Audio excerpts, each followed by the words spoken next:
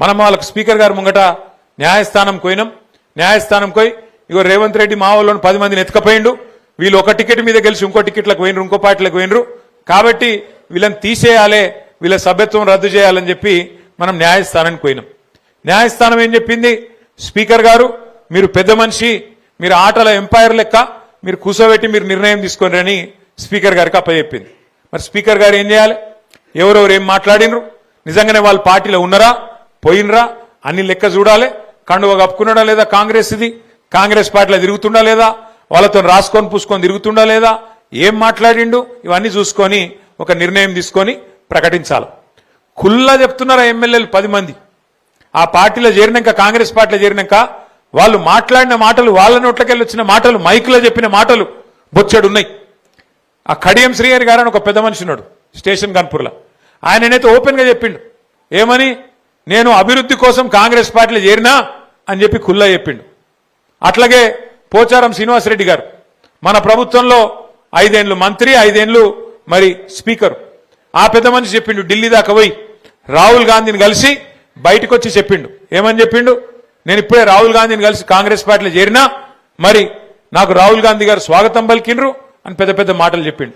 కానీ ఇలా ఇద్దరు పెద్ద మనుషులు, ఇటు శ్రీనివాసరెడ్డి గారు అటు కడియం శ్రీహరి గారు, ఇద్దరు కూడా స్పీకర్ ముంగట పోయి పచ్చి అబద్ధాలు చెప్తున్నారు. మేము ఎక్కడ పోలే, మేము టీఆర్ఎస్ పార్టీలోనే ఉన్నాం, మేము ఎక్కడ పోయినాం కాంగ్రెస్లకు అని చెప్పి అలా అబద్ధం చెప్తుంటే, స్పీకర్ గారు అన్ని ఆధారాలుంటే అది పక్కకు పెట్టి వీళ్ళెవ్వరు కూడా మా వాళ్ళు కాదు, కాంగ్రెస్ వాళ్ళు కాదు, వీళ్ళందరూ కూడా టీఆర్ఎస్ వాళ్ళు అని చెప్పి పాపం స్పీకర్ గారు కూడా పచ్చి అబద్ధాలు చెప్పే పరిస్థితి వచ్చింది. అంటే ఈ మాట మీకు ఎందుకు చెప్తున్నా అంటే, రాజకీయాల్లో ఇలా అట్లా తయారైంది పరిస్థితి. నిజంగా ఎమ్మెల్యేలను చూస్తే నాకు జాలి కలుగుతా ఉన్నది, స్పీకర్ గారిని చూస్తే కూడా జాలి కలుగుతా ఉన్నది. స్పీకర్ గారేమో పాపం ఇలా ముఖ్యమంత్రి చెప్పినట్టు అబద్ధాలు ఆడక తప్పని పరిస్థితుల్లోకి స్పీకర్ గారు నెట్టబడ్డారు. ఇక ఎమ్మెల్యేలు 10 మంది పాపం వాళ్ళు ఆడోళ్ళ మొగోళ్ళ అంటే వాళ్ళకే తెలియకుండా అయిపోయింది, ఆగమైపోయింది వాళ్ళ బతుకు. ఏ పార్టీలో నువ్వు చెప్పురాబాయ్ అంటే కాంగ్రెసా బీఆర్ఎస్ఆ చెప్పుకోలేని దుస్థితిలోకి పోయినరు వాళ్ళు. ఇవాళ ఇంత బతుకు బతికి 70 ఏళ్ళు 75 ఏళ్ళు మంత్రులు చేసి ఉప ముఖ్యమంత్రిగా పనిచేసి ఆఖరికి ఏం పరిస్థితి వచ్చింది, ఏ పార్టీలు ఉన్నవాయా అంటే చెప్పుకునే పరిస్థితి లేదు. ఇలా పోచారం శ్రీనివాసరెడ్డి గారికి, కడియం శ్రీహరి గారికి. ఇక అది కూడా ఒక బతికేనా నాకు తెలియక అడుగుతా. గింత బతుకు బతికి గింత స్థాయిలో మంత్రులుగా ఉప ముఖ్యమంత్రులుగా పనిచేసి ఆఖరికి ఒక పదవి కోసం, గడ్డిపోస లాంటి పదవి కోసం ఇవాళ సూరు పట్టుకొని గబ్బిలో మేలాడినట్టు సిగ్గు లేకుండా ఏలాడుతా ఉన్నారు.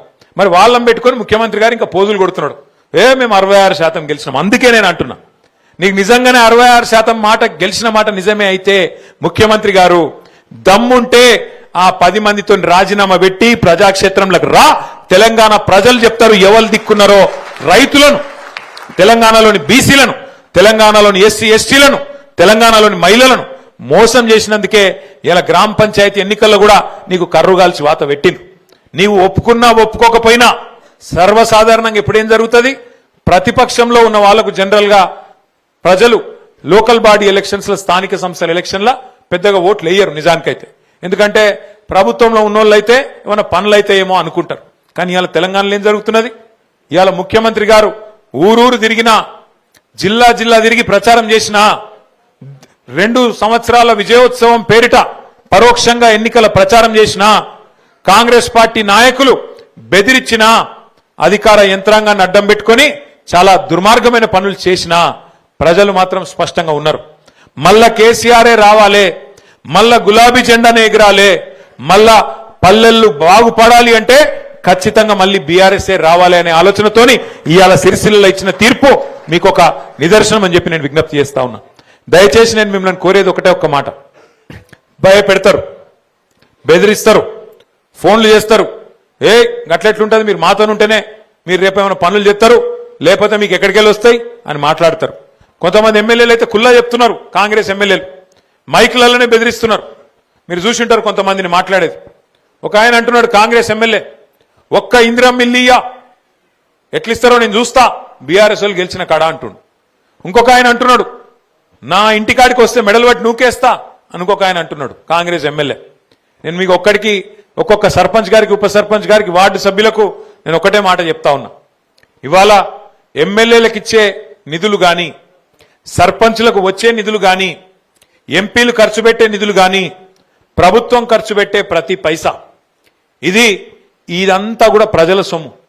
పన్నుల రూపంలో మీరు ప్రజలు మనకు గట్టే సొమ్మునే మనం ధర్మకర్తల్లాగా వారు ఎన్నుకున్న ప్రజాప్రతినిధులు కాబట్టి మళ్ళా తిరిగి వాళ్ళ కోసమే ఖర్చు పెడతాం తప్ప ఇదేదో నా ఇంటెనక పొలం అమ్ముడో లేకపోతే రేవంత్ రెడ్డి గారు ఆయన ఇంటెనక పొలం అమ్మో కడతలేడు, ఎవరి ఇంటెనక పొలం అమ్మి వచ్చి సొంత పైసలతో పెట్టిన పైసలు కావి.